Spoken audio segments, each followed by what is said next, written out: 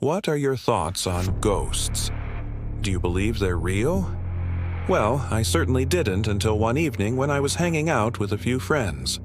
One of them knew a haunted house, or so he claimed, and wanted to visit it. While I wasn't exactly thrilled about the idea, I agreed to accompany him nonetheless. We made our way to the old abandoned house and noticed that the paint was peeling off its walls. Although we couldn't see inside, we could hear chains dragging metal moans. As we ran away from the house, we couldn't help but feel like we were being watched. I decided to never go near that house again. But if you ask me whether I believe in ghosts, I'd say there's a first time for everything. And this was my introduction to the paranormal world. So what happened next? Keep watching to find out. Hey everyone, welcome to my channel. Some people believe that ghosts only appear when it's cold outside, while others think they can be seen any time of year. What about you? Tell us about your encounter with ghosts in the comments section below. When I was little, I was really fascinated by the idea of ghosts. And one day, I decided I wanted to speak with one. Luckily, I had a friend whose mother was away on a business trip and whose father worked night shifts, meaning we could do whatever we wanted as long as we didn't make too much noise. It was a bright, sunny day, so we decided to carry out our ghostly experiment indoors. We entered my friend's tiny bathroom and locked the door. There wasn't even a window to let light in, which added to the spooky atmosphere. On the shelf hung a curling iron with a long cord. On the floor, we placed a candle, which served as our only light source. We put our hands together, 2 boys and 2 girls, and started asking questions. I don't remember exactly what we asked, but I recall singing a song that went something like, "Oh, Great Spirit, come to us. Oh, Great Spirit, show us signs. Come to us." Then suddenly, the curling iron started moving, swaying back and forth. We all stared at it, shocked and frightened. No one said a word until one of my friends broke the silence. "W, who's there?" she whispered. The curling iron continued moving back and forth without falling down. "Oh, Great Spirit, give us some signs," we sang once more. As soon as we finished the song, the curling iron fell to the ground. We sat there for a moment, stunned by what had just happened. Then one of my friends said, "Let's get out of here." We opened the bathroom door and my friend's mother stood there with a surprised look on her face. "What happened in here?" she asked. We looked at each other, unsure how to respond. Finally, one of the girls said, "Nothing." His mom smiled and shook her head, thinking we were up to some childish mischief. She had no idea we were trying to contact spirits. We went out into the hallway and my friend pointed to a shelf where he kept his toys. "Look," he said. We turned around and saw that his remote control car was moving forward and backward. We were astonished because we had checked the car before entering the bathroom and it was dead. Moreover, the car had no batteries. We checked again, but sure enough, there weren't any. We couldn't figure out how the car was moving. We concluded it must have been some sort of electronic malfunction. We never thought it was the ghost of a person we were talking to. After that incident, none of us ever summoned spirits again. The experience scared us enough that we didn't want to try it again. But we still wondered who or what was controlling the car. To this day, I don't know what happened that day. Perhaps we really were speaking to a ghost, or maybe it was just our imagination playing tricks on us. The truth is, I can't be sure. But one thing I do know is that after that day, I became interested in the paranormal world. I read everything I could about ghosts and even visited a few haunted houses. I understand that many people don't believe in ghosts, and that's okay. Everyone is entitled to their own beliefs. But I believe that there's more to this world than what we can see and feel. I've experienced things that defy logical explanation, and I'm not afraid to admit it. If you've ever seen a ghost, I would love to hear about your experience. Please share it with us in the comments section below. And if you haven't, don't worry.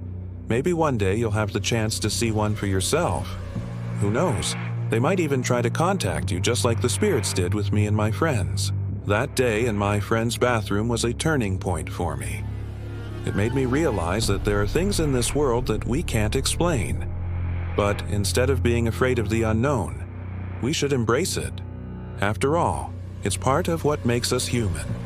We love to explore the mysteries of the world around us and try to understand them. Even though we may never know everything there is to know about ghosts, we can still appreciate the fact that they exist. They remind us that death is not the end, and that there is more to life than what we can see with our eyes. So the next time you hear a strange noise or see a shadow out of the corner of your eye, don't be afraid. It could be a ghost trying to communicate with you. Just like me and my friends, you may not believe in ghosts until you experience one for yourself. Now, it's time to hear from you. Have you ever seen a ghost? If so, please share your story with us in the comments section below. And if you haven't, don't worry. Maybe one day you will. Until then, keep an open mind and be curious about the world around you. You never know what you might learn. And if you enjoyed this video, don't forget to like and share it with your friends. Thanks for watching, and see you next time. When I was young, I used to spend a lot of time at my grandparents' house. Their home was filled with antiques and old photographs, and I would spend hours looking at them and trying to imagine the people who had lived before me in that house. One day, I came across a photograph of my great-great-grandmother. I couldn't help but stare at her face because it reminded me of someone I knew. But I couldn't quite put my finger on it. I looked at the back of the photo to see when it was taken, but it was unreadable. All I could make out were the words 1910.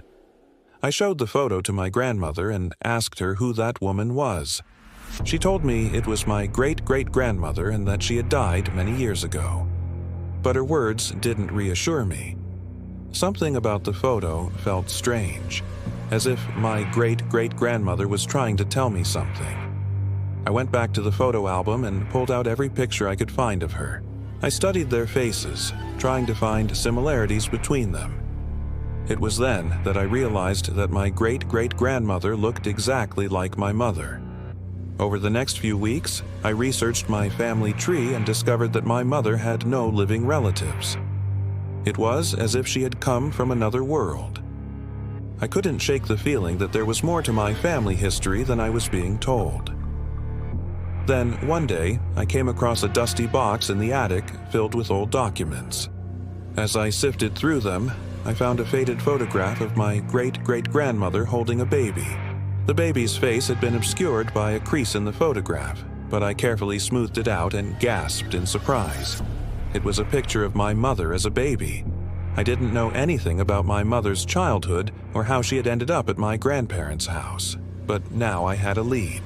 I took the photo to a professional to see if they could restore it and learn more about my mother's past. The expert told me that the photograph had been taken in the early 1900s, but that the rest of the information was unreadable. Still, it was enough for me to start asking questions. As I dug deeper into my family's history, I uncovered a shocking secret. My great-great-grandmother had given birth to twins, my grandmother and my mother. But my grandmother had been adopted by another family and raised as their own.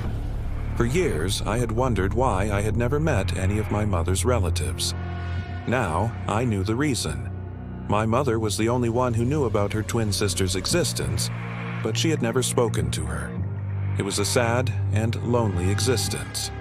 I felt heartbroken for my mother, knowing that she had spent so much of her life without her sister. I reached out to my grandmother, but she didn't want to meet my mother. She had moved on with her life and didn't want anything to change. My mother was devastated when she heard the news, but I encouraged her to accept the situation. She'd already lived a full life and had nothing to be ashamed of. In the end, I had to respect my grandmother's decision, but I couldn't help but wonder why she had been given away in the first place. Was it because she was born into a broken home? Or was there something else I didn't know? I continued searching for answers, but the deeper I dug, the more confused I became. There were gaps in my family's history that could never be filled, and I realized that some secrets are best left buried. It was time to move on. I had learned enough about my family's past, and it was time to focus on the present. I knew that my mother would never meet her sister again, but at least she knew the truth about her past. That's all for today. See you next time. Bye.